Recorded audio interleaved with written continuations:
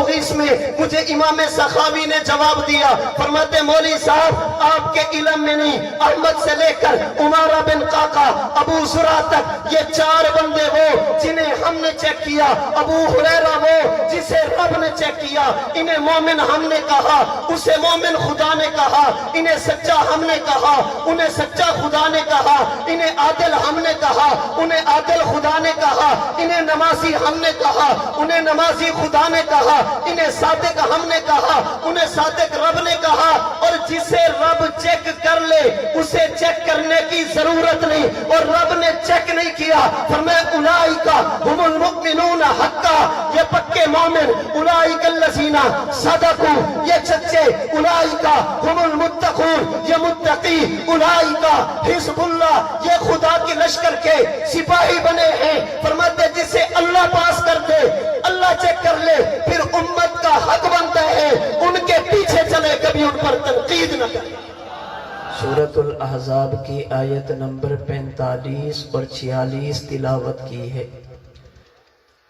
اللہ کریم نے اس آیت کریمہ میں اپنے محبوب صلی اللہ علیہ وسلم سے خطاب کرتے ہوئے آقا کی 5 صفات کو ذکر فرمایا۔ فرمایا اے میرے محبوب، انا ارسلناک شاہدا، ہم نے آپ کو قیامت کے دن امت کے حق میں گواہی دینے والا بنا کر بھیجا، ومبشرا، ہم نے آپ کو جنت کی خوشخبری سنانے والا بنا کر بھیجا، ونذیرا، جہنم سے ڈرانے والا بنا کر بھیجا، وداعیا الی اللہ باذنہ، اللہ کی طرف بلانے والا، اللہ سے جوڑنے والا بنا کر بھیجا، وسراجا منیرا، اور کائنات کو روشن کرنے والا آفتاب اور سورج بنا کر بھیجا۔ آج کی اس نشست میں میں آپ کے سامنے پیغمبر کی ان 5 صفات میں سے 5ویں اور آخری صفت پر تھوڑی سی بات عرض کرنا چاہتا ہوں کہ اللہ کریم نے جو اپنے محبوب کو سراجا منیرا فرمایا، اس کا مقصد کیا ہے، اس میں پیغمبر کی عظمت کیا ہے، اللہ کے نبی کا مقام، مرتبہ اور شان کیا ہے۔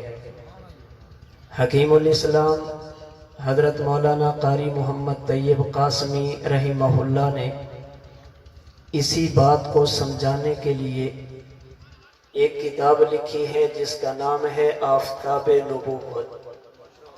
مطلب اور مقصد یہ ہے، اللہ کریم نے اپنے محبوب کو سراجا منیرا کہہ کر آسمان کے سورج کے ساتھ تشبیہ دی ہے۔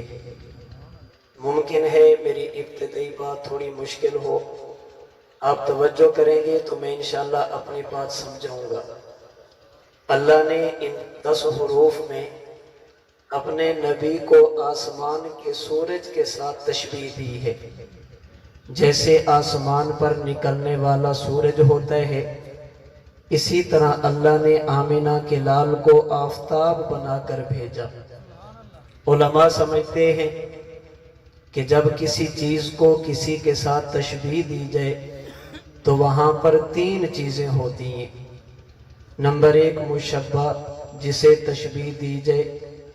نمبر 2 مشبہ بھی، جس کے ساتھ تشبیہ دی جائے۔ اور نمبر 3 وجہ تشبیہ، ایسی صفت جو مشبہ اور مشبہ بھی دونوں میں موجود ہو۔ سمجھانے کے لیے مثال عرض کرتا ہوں، آپ اپنے بیٹے کے بارے میں یہ جملہ کہتے ہیں کہ میرا بیٹا شیر ہے، ابنی اسد، میرا بیٹا شیر ہے۔ آپ نے بیٹے کو شیر کہہ کر شیر کے ساتھ تشبیہ دی ہے۔ بیٹے کو شیر کہا، یہ مشبہ ہے۔ شیر کے ساتھ تشبیہ دی، شیر مشبہ بھی ہی ہے۔ سوال یہ ہے کہ بیٹے کو شیر کیوں کہا، وجہ تشبیہ کیا ہے؟ آپ کہتے ہیں جیسے شیر بہادر ویسے میرا بیٹا بہادر، جیسے شیر کسی سے نہیں ڈرتا میرا بیٹا بھی کسی سے نہیں ڈرتا۔ تو بیٹے کو شیر کے ساتھ تشبیہ دی، جسے تشبیہ دی وہ مشبہ، جس کے ساتھ دی وہ مشبہ بھی ہی، اور کیوں دی ہے یہ وجہ تشبیہ۔ اللہ فرماتے ہیں محبوب ہم نے آپ کو سراجم منیرہ بنا کر بھیجا۔ اللہ نے یہ لفظ فرما کر اپنے پیغمبر کو آسمان کے سورج کے ساتھ تشبیہ دی۔ اللہ کے نبی مشبہ، آسمان کا سورج مشبہ بھی ہی۔ اللہ نے اپنے نبی کو سراجم منیرہ کہا، پیغمبر کو تشبیہ دی تو حضور مشبہ، سورج کے ساتھ دی تو وہ مشبہ بھی ہی۔ سوال یہ ہے اللہ نے اپنے نبی کو آسمان کے سورج کے ساتھ تشبیہ کیوں دی؟ وجہ تشبیہ کیا ہے؟ قاری محمد طیب قاسمی صاحب رحمۃ اللہ علیہ فرماتے ہیں اب ذرا سمجھیں کہ نبی کو آفتاب کیوں کہا۔ جب تک آسمان پر سورج نہ نکلے، اگرچہ چاند اور ستارے ہوتے ہیں لیکن اندھیرا ختم نہیں ہوتا۔ جب تک اللہ کے محبوب پیغمبر بھی دنیا میں نہیں آئے تھے، اگرچہ انبیاء موجود تھے، مگر کفر اور شرک کا اندھیرا مکمل طور پر ختم نہیں ہوا تھا۔ جیسے آسمان پر سورج نہ نکلا ہو، ستارے آسمان پر ہوتے ہیں اور کئی ہوتے ہیں۔ اللہ کے محبوب پیغمبر بھی دھرتی پر تشریف نہیں لیتے، آپ سے پہلے انبیاء تھے اور بے شمار تھے۔ جیسے آسمان پر سورج نہ ہو، اس سے پہلے صبح صادق آتی ہے، یہ بشارت اور خوشخبری ہوتی ہے کہ دنیا والوں اندھیرے ختم ہونے والے، اب سورج نکلے گا تو روشنی ہی روشنی ہوگی۔ اللہ نے آمینہ کے لال سے پہلے حضرت عیسیٰ کو صبح صادق بنا کر بھیجا، جنہوں نے فرمایا یا بنی اسرائیل انی رسول اللہ الیکم، اللہ نے مجھے نبی بنا کر بھیجا۔ پھر اپنی صفات ذکر کرتے ہوئے فرمایا وَمُبَشِّرًا بِرَسُولٍ یَأْتِی مِن بَعْدِی اسمہ احمد، جیسے سورج کے نکلنے سے پہلے صبح صادق آتی، آمینہ کے لال سے پہلے حضرت عیسیٰ تشریف لے۔ جب تک آسمان پر سورج نہ نکلا ہو، پھر مصنوعی لائٹوں کی ضرورت پڑتی ہے۔ کمرے کی لائٹ الگ، برآمدے کی لائٹ الگ، صحن کی لائٹ الگ، باہر سڑک اور روڈ کی لائٹ الگ ہوتی ہے۔ لیکن جب آسمان پر سورج نکل آئے، وہ پوری کائنات کا ایک ہی ہوتا ہے، اس کے ہوتے ہوئے مزید کسی روشنی کی ضرورت نہیں رہتی۔ اللہ نے اپنے محبوب پیغمبر سے پہلے بھی نبی بھیجے، علاقے کا نبی الگ، قوم کا نبی الگ، زمانے کا نبی الگ، ملک کا نبی الگ۔ اللہ نے فرمایا محبوب ہم نے آپ کو سراجم منیرہ بنا کر بھیجا، جیسے آسمان پر سورج نکلے لائٹوں کی ضرورت ختم، آپ کے تشریف لانے سے انبیاء کی نبوت کی ضرورت بھی ختم ہوگی۔ اس کی وجہ یہ ہے اللہ نے آسمان کے سورج پر روشنی کے تمام مراتب ختم کر دیے، اور اللہ نے آمینہ کے لال پر نبوت کے تمام کمالات کو بھی ختم کر دیا۔ آسمان کا سورج ایسا سورج ہے جس سے ستارے بھی روشنی لیتے، چاند بھی روشنی لیتا، کائنات کی ایک ایک چیز اس سے روشنی لیتی۔ اللہ کے محبوب پیغمبر کو بھی خدا نے نبوت کا آفتاب بنا کر بھیجا۔ آپ سے حضرت آدم نے بھی لیا، سیدنا ابراہیم نے بھی لیا، سیدنا اسماعیل نے بھی لیا، تمام انبیاء نے آپ سے کمالات کو لیا، جسے مولانا جامی رحمت اللہ علیہ نے اپنے ذوق میں یوں کہا تھا حسن یوسف دم عیسیٰ ید بیضا داری آنچ خوبہ ہما دارن تو تنہا داری حجت الاسلام والمسلمین قاسم العلوم والخیرات بانی دار العلوم دیوبند حضرت مولانا محمد قاسم نانوتوی رحمہ اللہ نے علماء دیوبند کے اسی عقیدے کی ترجمانی اور مولانا جامی کے اس فارسی شعر کو اردو زبان میں یوں سمجھایا کہ آقا جہاں کے سارے کمالات ایک تجھ میں ہے اور تیرے کمال کسی میں نہیں مگر دو چار. جیسے اللہ نے آسمان کے سورج کو ایسا با کمال بنایا اس پر روشنی کے مراتب ختم. محمد مصطفیٰ صلی اللہ علیہ وسلم کو بھی نبوت کا یوں آفتاب بنایا. آپ پر نبوت کے کمالات ختم. آسمان کے سورج کی روشنی تقسیم ہو جائے وہ ستارے بنتے, چاند بنتا, کائنات کی باقی روشنیاں بنتی, اور جب ساری روشنیاں اکٹھی ہو جائیں وہ ایک سورج بنتا. محمد مصطفیٰ کے کمالات کو پھیلا دیا جائے, آپ کے کمالات کو بکھیر دیا جائے, آپ کے کمالات کو تقسیم کر دیا جائے. آدم سے لے کر عیسیٰ انبیاء بنتے, صدیق کی الف سے لے کر علی کی یا تک صحابہ کرام بنتے, امام بخاری سے لے کر امام طحاوی تک محدثین کرام بنتے, حضرت امام ابو حنیفہ سے لے کر امام احمد بن حنبل رحمہم اللہ تک یہ علماء فقہاء بنتے. علماء کا علم میرے نبی کے علم کا صدقہ, عابدین کی عبادت میرے پیغمبر کی عبادت کا صدقہ, انبیاء کی نبوت آمینہ کے لال کی نبوت کا صدقہ. جیسے آسمان کے سورج کی روشنی کو پھیلایا جائے پوری کائنات بنتی, کائنات کی روشنی کو اکٹھا کیا جائے صرف سورج بنتا. اسی طرح آمینہ کے لال کے کمالات کو پھیلایا جائے پوری کائنات بنتی, انبیاء بنتے, اور ان کے کمالات کو اکٹھا کر دیا جائے پھر محمد مصطفیٰ بنتے. اس لیے علماء کی موجودگی میں بڑی ذمہ داری کے ساتھ یہ بات عرض کر رہا ہوں, اللہ نے اپنے نبی سے پہلے ہر نبی کو با کمال بنایا, اللہ نے ہر نبی کو بے عیب بنایا, اللہ نے ہر نبی کو صاحب کمال بنایا. لیکن ہر نبی میں اللہ نے کسی نہ کسی ایک کمال کو غالب رکھا.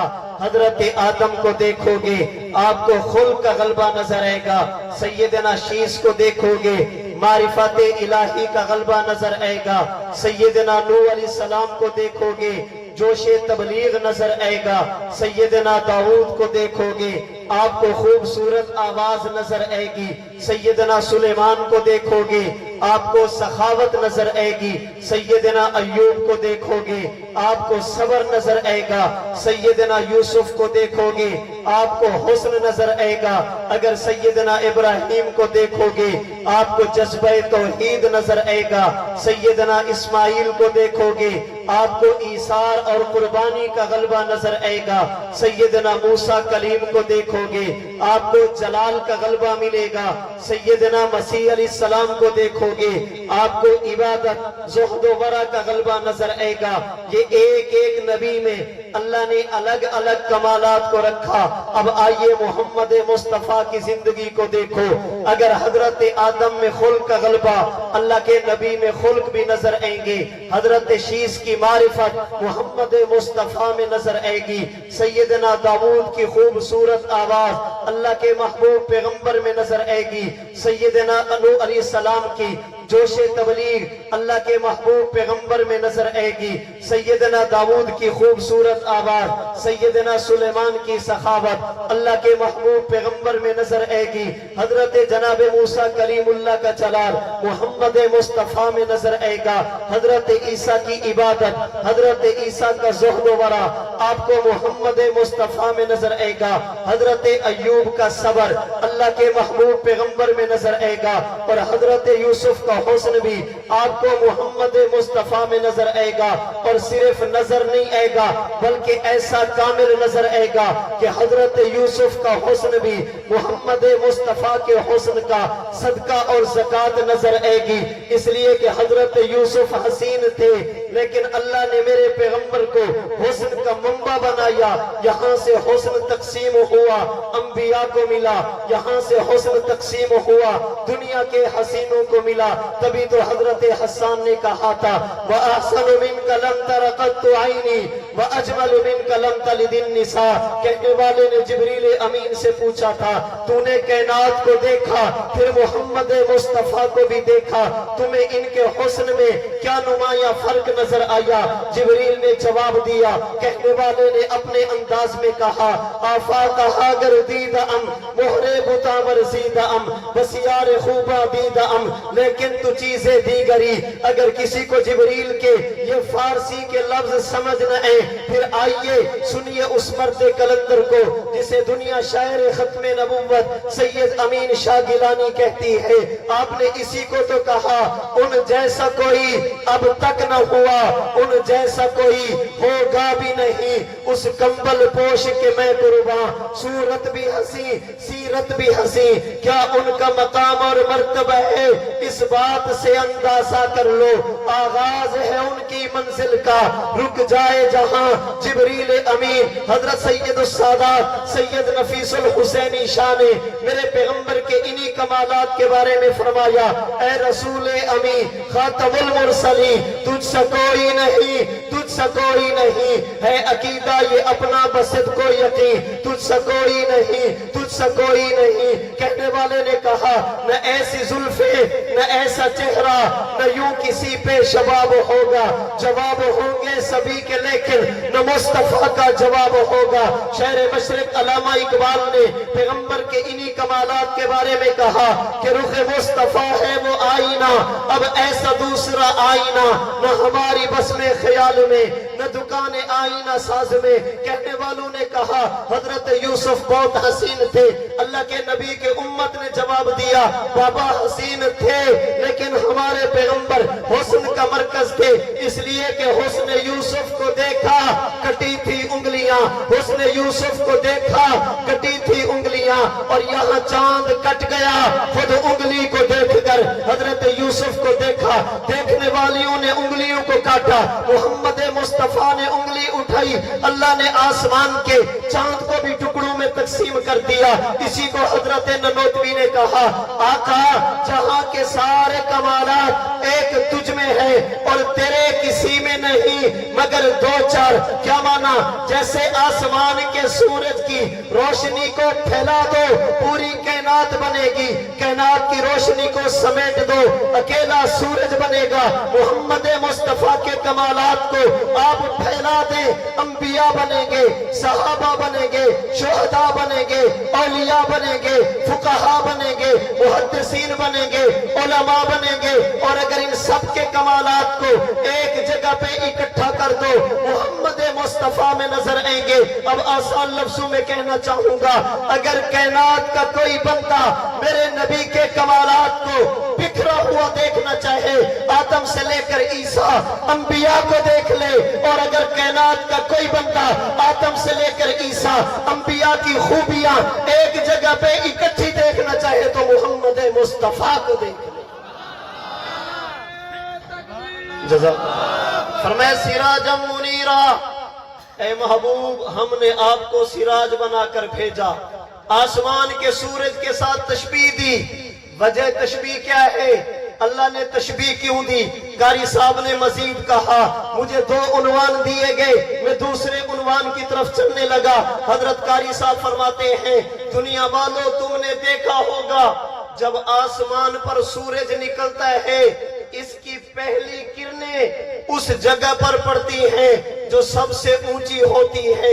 सबसे ज्यादा किरणें और रोशनी उस जगह पर पड़ेगी जो ऊंची होगी, फिर जगह नीची होती जाएगी, रोशनी पड़ती जाएगी। आप तजर्बा करके देखिए, अपने घर में जाएं, जब सुबह सूरज निकलेगा आपके घर की छत पर रोशनी पहले आएगी, सहन के अंदर बाद में आएगी। क्यों? इसलिए कि छत ऊंची सहन नीचा। कारी साहब फरमाते हैं, अल्लाह ने अपने नबी को सिराजम मुनीरा कहकर आसमान के सूरज के साथ तशबीह देके एक और बात भी बता दी, जैसे आसमान के सूरज की किरणें सबसे पहले उस जगह पर पड़ती जो जगह सबसे बुलंद हो, सबसे ऊंची हो, सबसे आला हो, सबसे अरफा हो, सबसे पहले किरणें उसी पर पड़ती। अल्लाह के नबी की नबुव्वत का सूरज तुलू हुआ, आपकी नबुव्वत की किरणें सबसे पहले किस पर पड़ी? उसे सिद्दीक कहते, उसे फारूक कहते, उसे उस्मान कहते, उसे अली कहते। इसी को हजरत अब्दुल्ला बिन मसूद रजी अल्लाह अन्हु ने कहा, इन्नल्लाह नज़रा फी क़ुलूबिल इबादी, फरमाया लोगों, अल्लाह ने कायनात को बनाने से पहले पूरी इंसानियत जो क़यामत की सुबह तक आने वाली थी, उनके दिलों को देखा, दिलों को परखा, दिलों को चेक किया। जो दिल सबसे आला थे, अल्लाह ने उनके सर पर ताजे नबुव्वत रख दिया।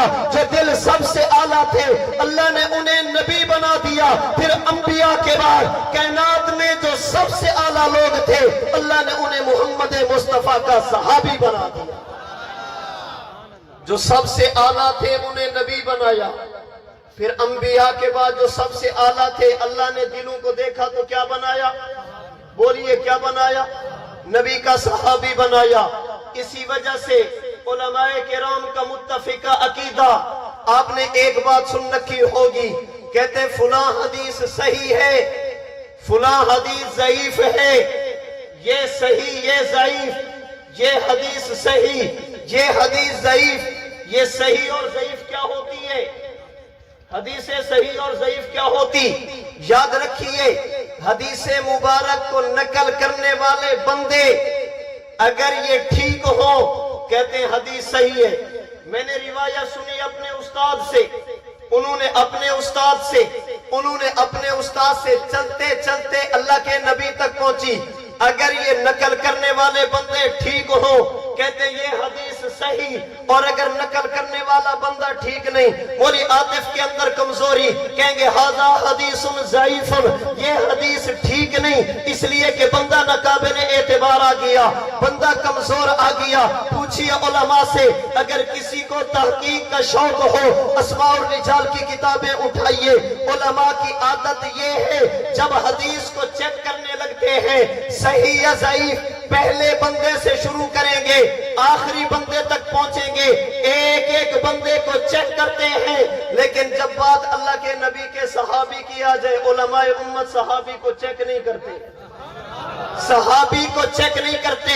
मिसाल के तौर पर हजरत इमाम बुखारी ने सही बुखारी लिखी, बुखारी की आखिरी रिवायत इमाम बुखारी ने नकल की, कहते वबिही क़ाला हद्दसना अहमद इब्न अशकाब हद्दसना मुहम्मद इब्न फुज़ैल अन उमारा इब्न अल-क़ाक़ा अन अबी ज़ुरा अन अबी हुरैरा क़ाला क़ाला रसूलुल्लाह सल्लल्लाहु अलैहि वसल्लम कलिमतानी हबीबतानी इलर रहमान। आखिरी रिवायत नकल की।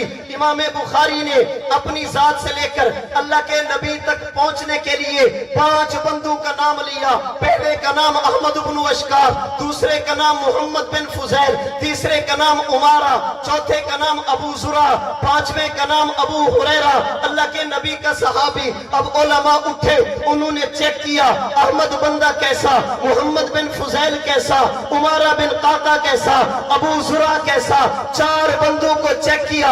जब बारी अबू हुरैरा की आई, उलमा चेक नहीं करते, अबू हुरैरा की फजीलत बताते, आपका मकाम बताते, आपकी अस्मत बताते, आपकी शान बताते। मेरे ज़हन में सवाल आया, तुमने 4 को चेक किया, 5वें को क्यों छोड़ दिया?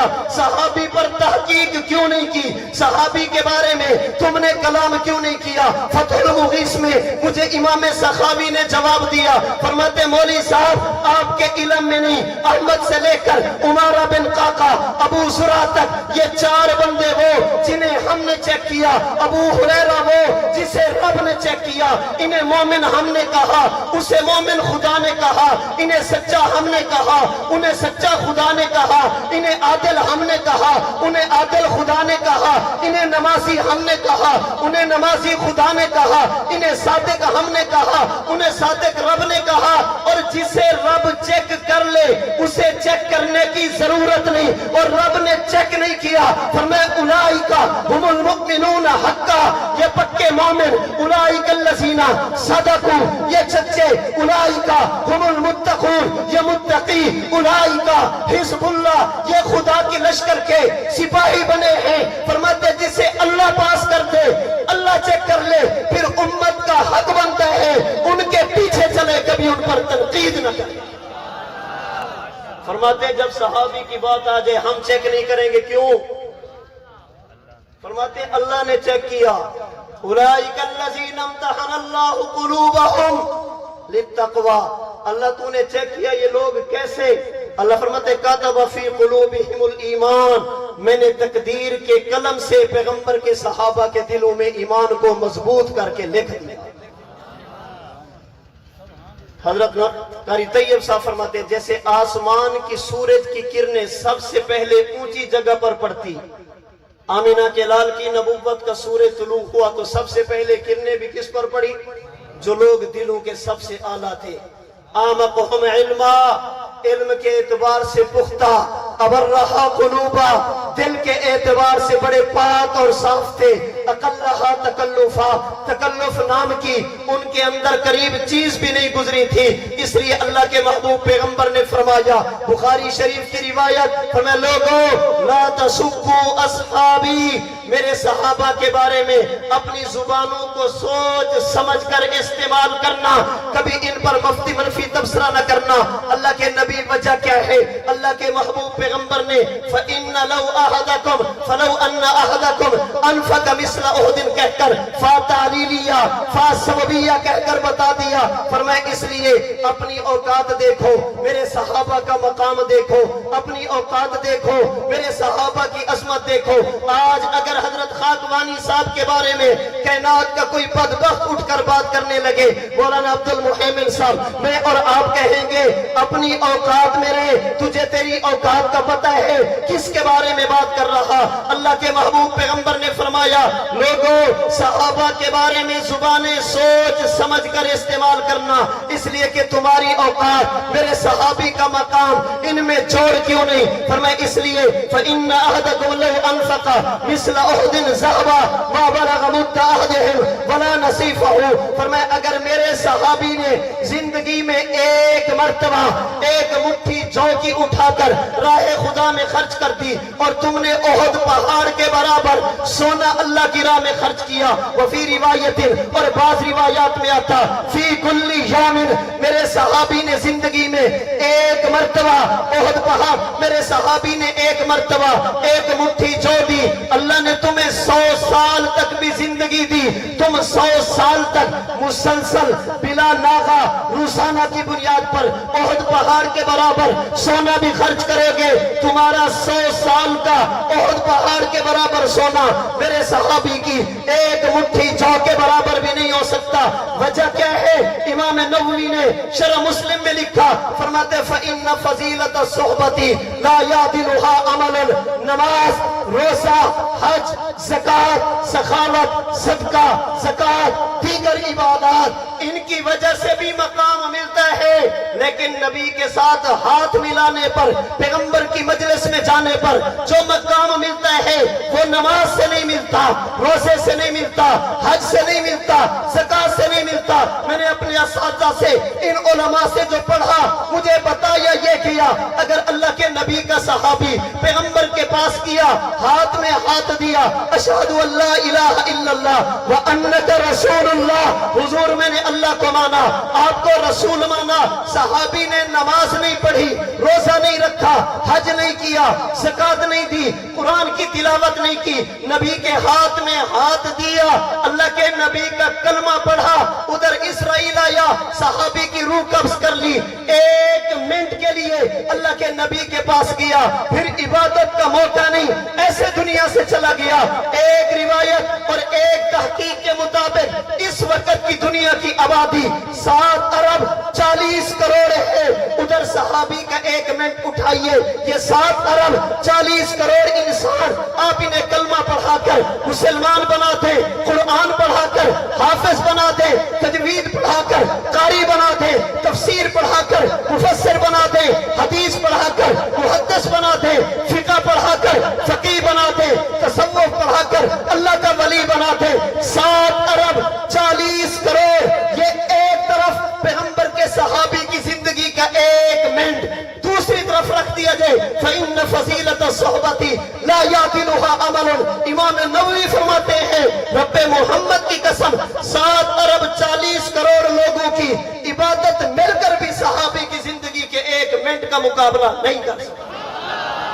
تم نے سمجھے نہیں کہ صحابی ہے کیا، اور یاد رکھیے ہم نے صحابی کو صحابی کسی عمل کی وجہ سے نہیں مانا، ہم نے صحابی کو صحابی کسی عمل کی وجہ سے نہیں، ہم نے نبی کو نبی مانا اللہ کے انتخاب کی وجہ سے، ہم نے صحابی کو بھی صحابی مانا نبی کی صحبت کی وجہ سے، رب کے انتخاب کی وجہ سے۔